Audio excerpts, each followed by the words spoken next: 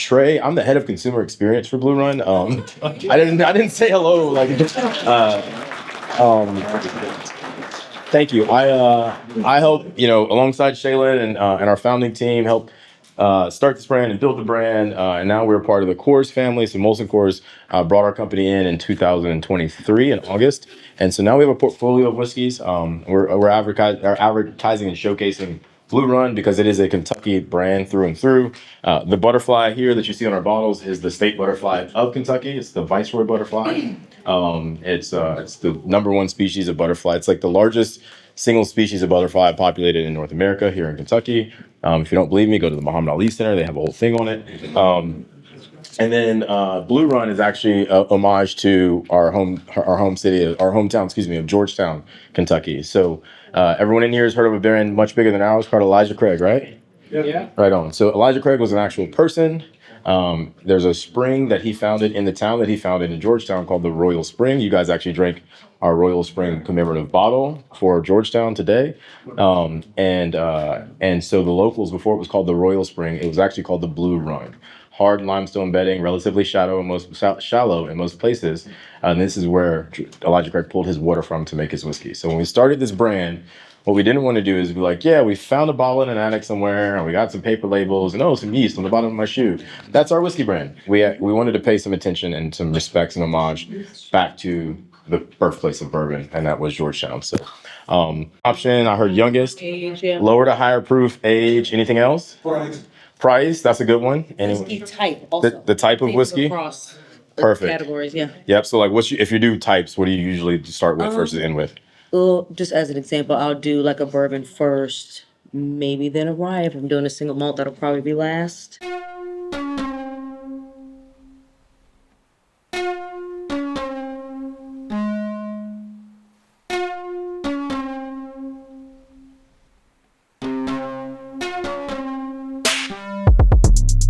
This is going to be a very interactive, fun 45 to 60 minutes of tasting whiskey.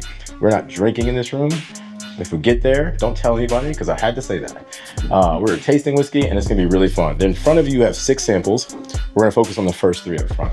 The concept of the day is the construction of a whiskey flight and what are the different ways that you can go through that process to build a flight. Before we get into the exercise, ignore the plate for now. I know it's tempting. I love dark chocolate, which is why it's on the plate. It has nothing to do with the tasting. It's just a fun snack. The way that I'm going to present this is really subjective. And what I mean by that is everybody, and you're all going to have an opportunity to like self-test this theory. Everybody's going to go through this experience and get something different out of it. That's the objective, right? The first 3 whiskeys up top that you're going to taste, we're going to taste them in the order that they are there, right? The bottom 3, you're going to have complete control over, and you're going to create your own flight based on your preferences. You'll use the snacks while you're doing the bottom 3, right on? So there's some expectation there. So the 2 concepts that I want you to grasp onto are contrast or complement. All right, let's agree on the definition of contrast real quick. It showcases something different, right? It's opposites. Complement, it gives it some more shine some light versus overshadow it, right? We're thinking about Venn diagrams. And so as we go through the top 3, we're gonna go through and taste them, and we're just gonna use some context to kind of figure out what they might be. But if you breathe through your nose with your mouth open, you create a natural vacuum, and those vapors come over the back of your palate. And where are all your taste buds? You're all over your palate, but yes, there's quite a few back there as well. So before we do anything, we're gonna smell this first whiskey. That feels good. So if you have not had bourbon yet today, there's another exercise that I try to impress upon people. This is not rocket science. I did not create this. It's just how it works. You want to climatize your palate. Here, they call it something way cooler. It's called the Kentucky Chew. And all that's doing is introducing alcohol to your palate because it is, unless you're Trey and walk around with 40% ABV blood type, it is foreign to your body, right? So take a sip, enough to coat your entire palate. Your palate includes your tongue, your cheeks, the roof of your mouth, under your tongue, etc. All over. And you should immediately start to get more flavor and less feel this second sip, right? You've introduced alcohol to your body. Contrary to SAT scores in our politics, humans are very smart. Your brains work very well. And so now that you've introduced alcohol to your body, you've let it know, you've shocked your palate. What type of whiskey it is, how old it is, and what the proof is. because those are the three things. And there's, I mean, there obviously there are wrong answers, but like the whole goal is to show you the progression. All right, high rye. Okay, cool. Second one, what type of whiskey do you think it was? We got some high corn bourbon, and the third one. An older corn bourbon. Okay, right on. You guys were right on most of that, right? So your first one is a rye whiskey. Your second one is a high corn bourbon. Your third one is a high rye bourbon. Right, to break the norms of showing you that, hey, you don't have to go in the order of age, you don't have to go in the order of proof. Typically, you don't lead with the rye. We just broke all of those rules, right? Now, what we're gonna do is, if you have whiskey left, if you don't, we'll fix that. I'd implore you to do it backwards. So you're gonna go youngest bourbon, oldest bourbon, rye whiskey, and see how if it feels different, right? Yeah, I'm talking heat from like the ethanol. That tends to build. So if you get by the third sample, let's say you're tasting something, maybe you're trying to be discretionary, trying to figure out what's what. I always suggest like the first one you're going to have the most unadulterated opinion, so you might want to go back later and do it the opposite way, in order to get like a true idea. So what I won't do is prescribe a particular order for your accoutrement, your charcuterie board. I got striped paper plates for you guys. You're welcome. So on here, everybody should have the same 5 things, right? So there's some normalization around there. And this exercise is pretty simple. You've got dark chocolate chips. Again, those are my favorites. You've got a cup of honey. This is all natural, non-flavored, local honey. So if you're from the area or not from the area, like it's consistent. This is a piece of rye bread.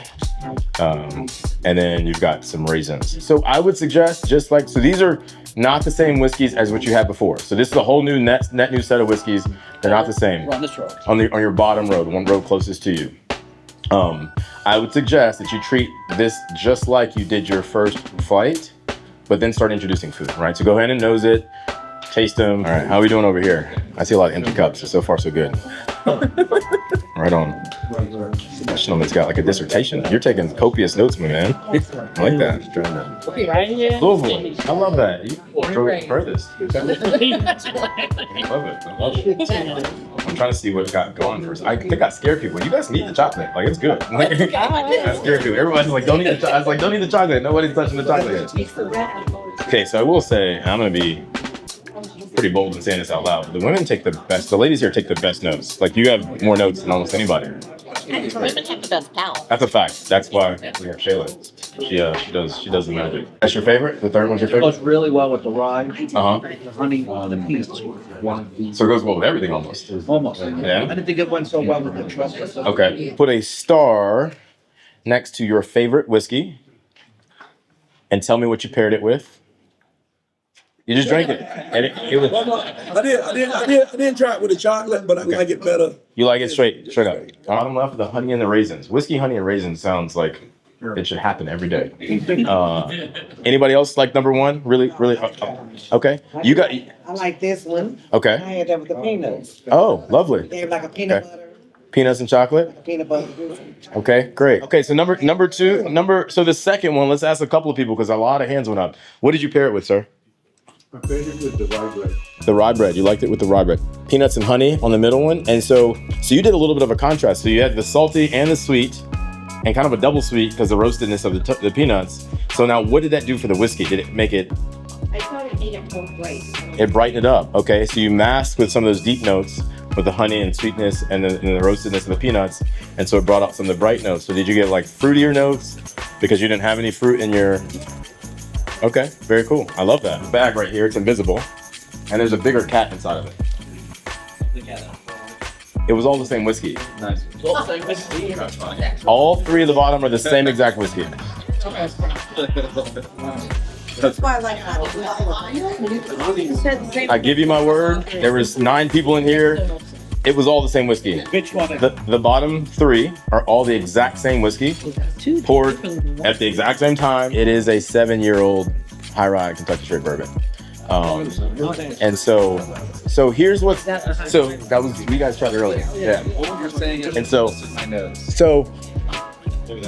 So what you guys just experienced is really cool because that just goes to show you, one, how hard sensory is, right? It is really, really hard to be dialed in. When you go to drink your whiskey, like really pay attention to the nuanced differences because as we just proved, your favorite whiskey, like, so everybody in here has a favorite go-to whiskey, probably, I've got a lot of them.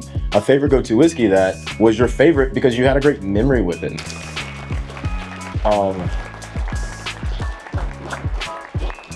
Thank you for joining us at Bourbon Classic. This evening is just beginning. Please head upstairs to the main level where you were checked in at and head to the entry point to present your wristband. Everybody's got a wristband. Beautiful. For access.